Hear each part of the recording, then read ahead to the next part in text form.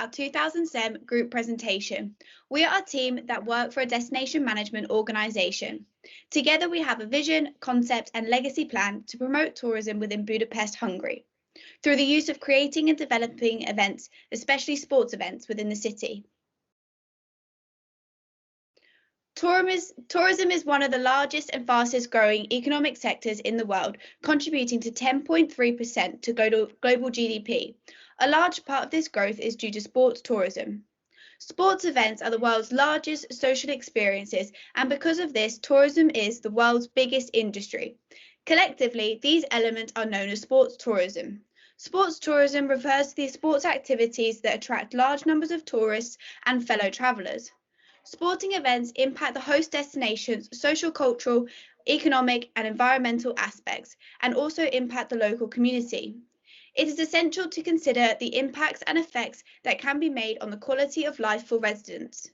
Hosting a sports event can stimulate spending, increase local environment, enhance the community pride and offering community with potential future developments. By 2026, we propose Budapest to host various sporting events.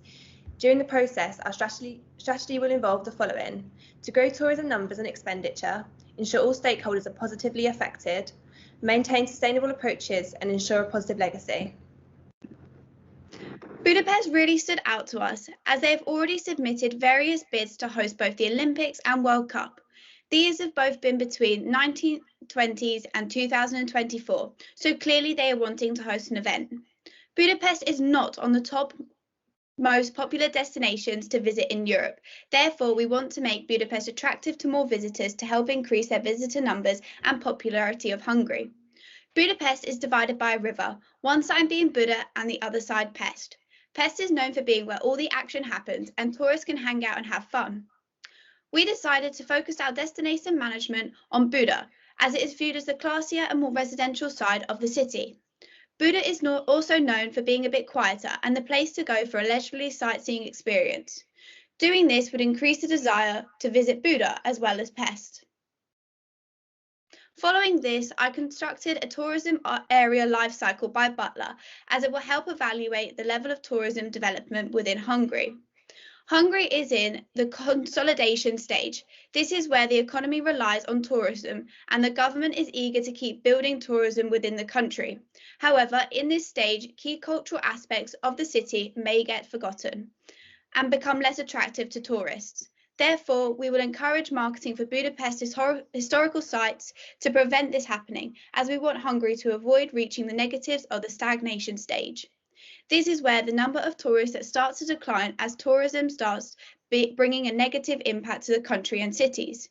Currently, tourism contributes 8.5% of Hungary's GDP, compared to Malta's tourism, which contributes 14.2% to the GDP, and the UK has 10% contribution. This shows there's opportunities for growth in tourism. In 2019, Hungary saw an arrival of 61 million tourists, which spent about 937.8 billion Hungarian francs, which is equivalent to £2.2 billion. To reach the goal of increasing tourism in Budapest by hosting various sporting events, we will use the following guiding principles to aid our strategy. We will seize opportunities and leverage Budapest's competitive advantages, consider approach from a range of stakeholders, maintain sustainable approaches where possible, and use research and analysis effectively to enable future insights. Part of our strategy is to improve tourism all year round, not just in the peak months, one of the reasons why the Olympic Games was cancelled. Seasonality causes tourist fluctuations and represents a universal challenge. Therefore, a strategic approach is to use sports events to improve patterns of seasonality. Our strategy looks at the sustainable impact of the destination, infrastructure, venues and stakeholders, and ways of marketing Budapest, giving it a competitive advantage. Our strategy will involve creating various sporting venues within a sporting village that will have multiple uses for various sport governing bodies to host events and be used by the public throughout the year. We want to encourage slow tourism, a conceptual framework involving travellers to slow down and appreciate the city. The development of the sports village will help contribute to slow tourism by creating local events, showcasing the culture and involving local businesses. A SWOT analysis was conducted at Budapest to address strengths, weaknesses, opportunities and threats to help with the planning of the sports village. The main strength being that the country already has lots of tourism during the peak months, leaving an opportunity to increase tourism in the less peak months. Weaknesses include trying to involve both sides of Budapest, and threats associated could be the costing of our strategy to the country. The team will now address the key strategic areas. So now we're going to look at the 4 A's of tourism. So the 4 A's of tourism assess the impacts of the event on inbound tourism to a host country. And these include the attraction, the accessibility, the accommodation, and the amenities. So in terms of the attraction, Budapest is already a popular city with 61 million tourists arriving there in 2019. With this attraction already in place and our plans to build on Budapest and improve it, we believe these figures will rise considerably. Next, we're going to look at the accessibility, so which is easily accessible. Budapest is a big city and you can access it using the overline train services, motorways and roads, or via aeroplane. When in the city, you can use buses, trams and the underground train, which are the most popular method of transport. The accommodation, with the tourist demand Budapest already has, many hotels, hostels and other forms of accommodation are available, which all range between budget options and expensive options, leaving accommodation available for everyone. And finally, the amenities. During the day and at night, Budapest have several attractions to do. Additionally, several restaurants, public areas for activities and local stalls are available for the tourists to visit, enjoy and spend their money. Sustainable development. So the sustainable development goal that we have chosen is number 9, which is industry, innovation and infrastructure.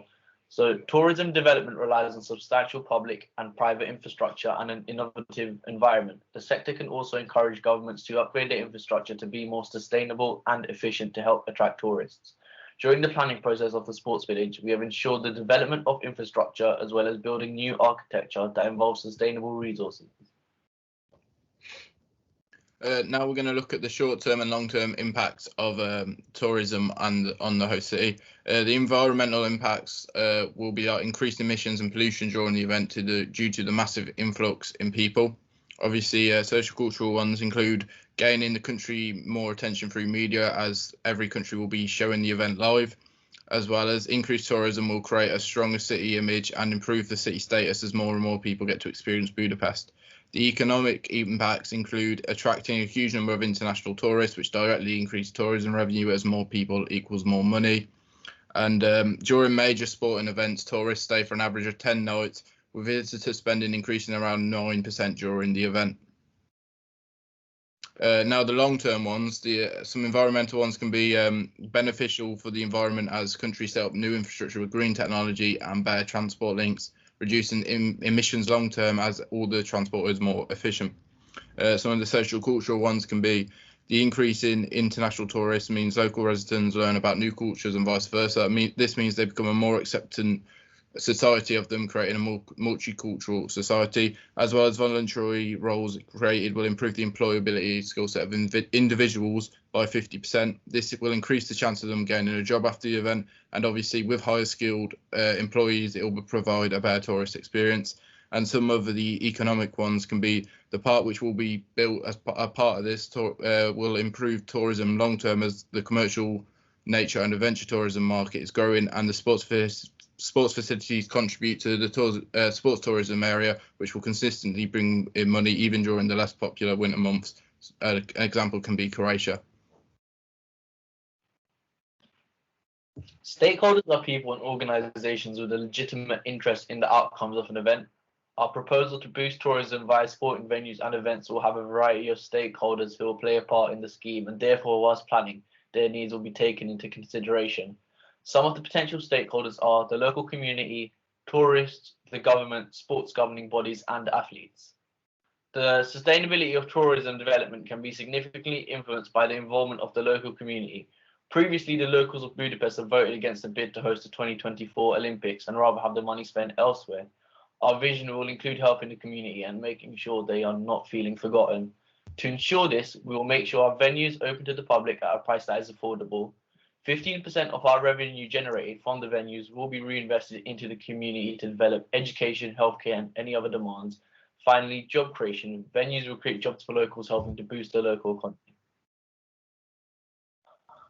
Our main aim here is to improve tourism. Therefore, it is important we plan on prioritising what would attract tourists. One of them being our venues are multi-use. They're designed to not only host sporting events, but are flexible enough to host a variety of events. The pricing, so making the venues reasonably priced to ensure maximum usage and it will appeal to all targets. Finally, we have to ensure transportation is easily accessible and reaches all tourist areas. Additional stakeholders. So some of the other needs of potential additional stakeholders, such as the government, maybe we need to acknowledge laws and requirements, regenerate revenue and invest it into Budapest's economy and facilities. For sports governing bodies, we may have to follow certain regulations and requirements for the venues, ensure venues suit their needs. And then for the athletes, we need to ensure the venues meet their requirements and they're suitable enough for them to perform on. Infrastructure. The quality of local tourism infrastructure has become increasingly important in the tourism industry as it is rather competitive. Therefore, it is important that we make sure the chosen destination has strong transportation services. Fortunately, Budapest has a variety of transport services ranging from taxis, buses, trams, ferries. The transportation provided is already of high quality and varies, which is beneficial in this competitive industry. However, the main cause for the locals voting against the bid for the 2024 Olympics was they feared the government could not uphold the costs. Therefore, another percentage of our revenue annually will go into transportation service to help maintain them for the long term. Venues. So one of the best ways to maximize profits is to try and aim for every possible revenue source that can come from a venue. Therefore, our aim is to have a venue that has a variety of features and spaces that can be used for a variety of purposes. We aim to create a sports village which will include 3 main facilities. All the facilities will be able to hold spectators, and these facilities will be an Olympic quality indoor swimming pool, a football stadium with a running track surrounding it, and finally an indoor multi-purpose gym which can be used for basketball, hockey, etc. Both the stadium and multi-purpose gym can also be used to host other events such as music concerts. The sports village itself will also allow for local pop-up markets to open and host cultural festivals. The sports village will have a stretch of green covering the whole area where visitors can go along for a walk. In the city of Budapest, there is 0.5 meters squared of green per capita. The recommended rate is 22 to 23 meters squared. Therefore, by creating a large green area in the city, it benefits the environment and we also help them to reach this target. So next we're going to look at the marketing and the place branding aspect. So Budapest is a large European city with plenty to offer the visiting tourists. As we can see from the graph on the right, it peaks in the spring and summer months, whereas the figures considerably drop during the autumn and winter. We are looking to market the city to increase overall tourist intake, but specifically during the latter months.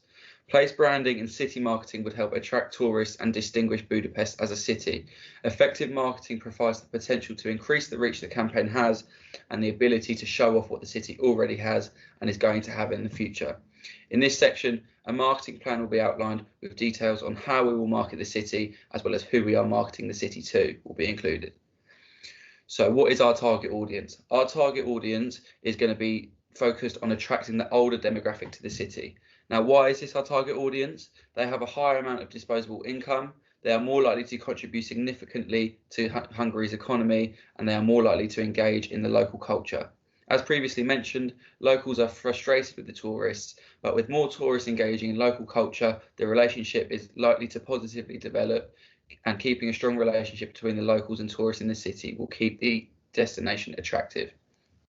How are we going to reach our target audience? So firstly, we're going to use social media. So sites such as Facebook, which are commonly used by our targeted demographic. We will use a social media advert, which will be placed onto Facebook timelines. This advertisement will showcase the developments we are going to undertake in Budapest and make the destination as attractive as other major cities in Europe. And we're also going to use TV advertisements. So frequently on TV, we have seen advertisements such as Visit Malaysia, and we will use a similar approach to showcase Budapest.